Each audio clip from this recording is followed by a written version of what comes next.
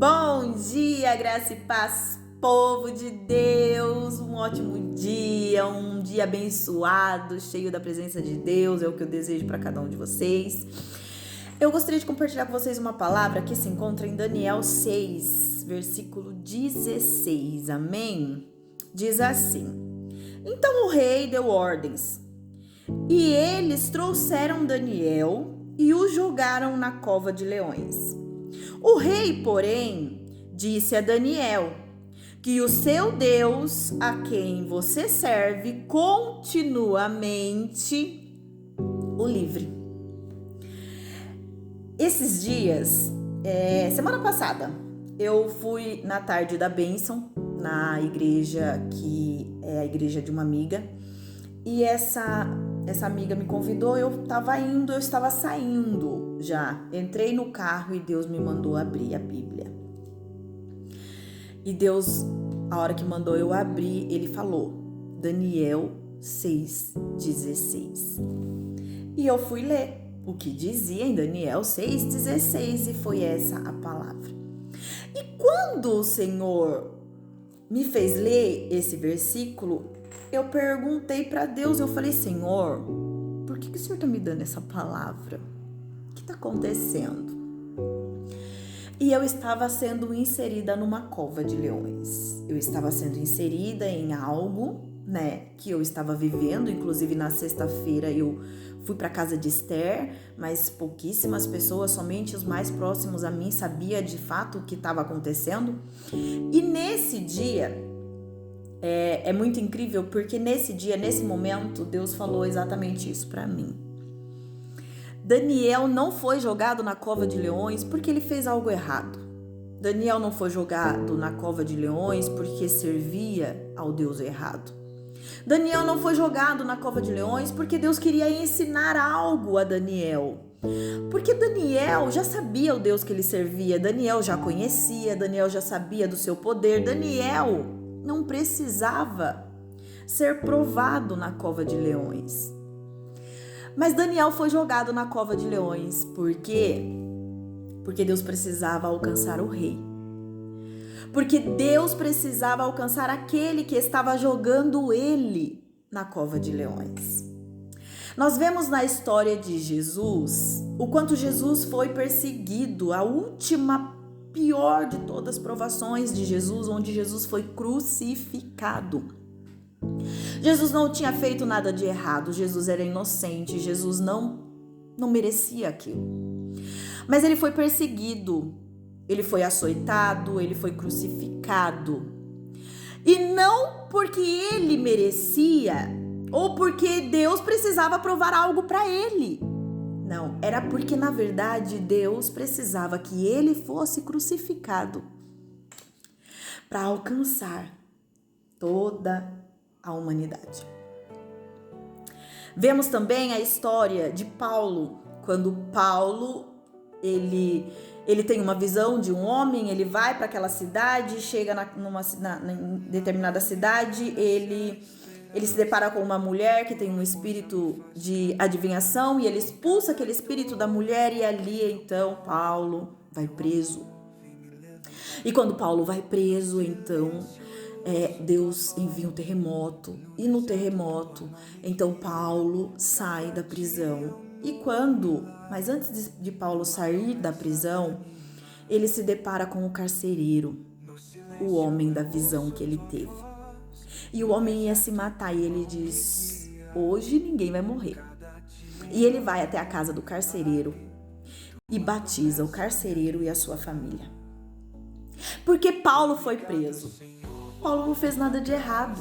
Paulo não estava fazendo nada que merecesse ser preso. Mas ele precisava ser preso. E justamente aquele que o prendeu, aquele que estava ali assegurando que ele continuasse preso, era o motivo da sua prisão. O que nós aprendemos com isso é que muitas vezes o Senhor vai nos colocar em covas de leões, em prisões, em provações, em situações que vai doer, vai machucar, vai ferir. Mas não é porque nós merecemos ou porque estamos servindo ao Deus errado. É simplesmente pelo fato de que outras pessoas precisam ser alcançadas e talvez aquilo que Deus precisa fazer não seja em nós, mas sim naquele que está nos perseguindo, mas sim naquele que está vindo contra nós, que está tramando contra nós, que está nos açoitando, aquele que está nos crucificando, aquele que está ali assegurando que você não fuja daquela perseguição, que aquela perseguição aconteça. É justamente isso. Daniel, de fato, não precisava passar pela cova de leões, mas ele teve que passar. Por quê? Porque o rei precisava conhecer o Deus de Daniel. E olha isso, que o seu Deus, a quem você serve continuamente. O rei sabia que Daniel servia a ele continuamente, todos os dias.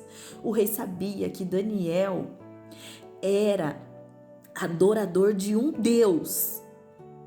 Só que ele ainda não conhecia o Deus de Daniel. E aqui ele diz que ele o livre.